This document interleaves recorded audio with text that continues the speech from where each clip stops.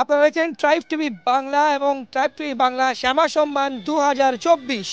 আমরা এই মুহূর্তে মধ্য কলকাতায় আছি। মধ্য কলকাতায় এন্টালি তরুণ সংঘ এই বছর এন্টালি তরুণ সংঘ যা দর্শনার্থীদের জন্য আপনাদের জন্য তুলে ধরছে সেটা হচ্ছে রাজস্থানের একটি মন্দিরের আদলে কিন্তু তাদের এবছরের ভাবনা, এবছরের থিম যা আপনাদের সামনে তারা তুলে ধরেছে।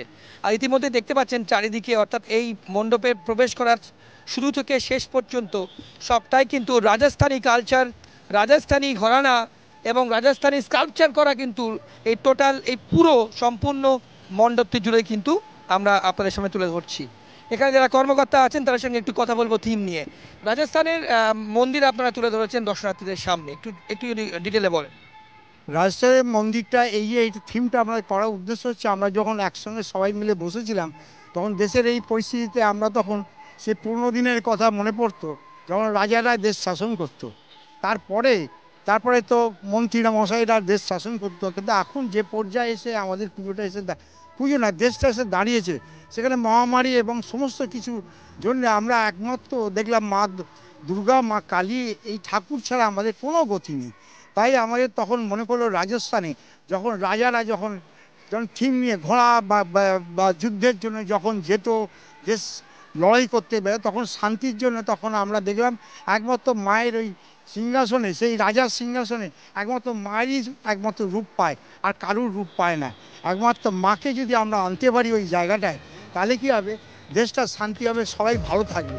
ভালো থাকার জন্যই আমরা পুজো করি।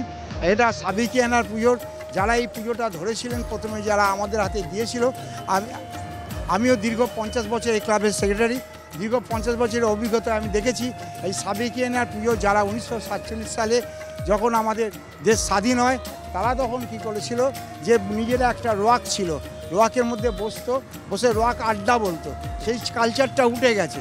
তারা তখন ঠিক করলো যে একমাত্র আমরা এই পরিস্থিতিতে বাঁচতে পারি আজকে যদি মাকে আমরা পুজো একটা যদি কালী পুজো করি, সেই কালী পুজো আমাদের সূত্রপাত।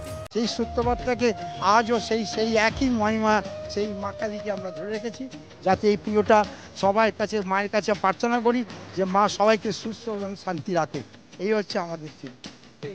থিম যেটা সেটা হচ্ছে শান্তি। আমরা যেন প্রত্যেকে শান্তিতে নিজেরা থাকি এবং সবাই যেন শান্তিতে থাকতে পারে, সেটাই কিন্তু এবার এন্টালি তরুণ সংঘ এই রাজস্থানী মন্দিরের আদলে যে তাদের ভাবনা আপনাদের সামনে মাতৃ আরাধনা দিয়ে কিন্তু তুলে ধরার চেষ্টা করলেন।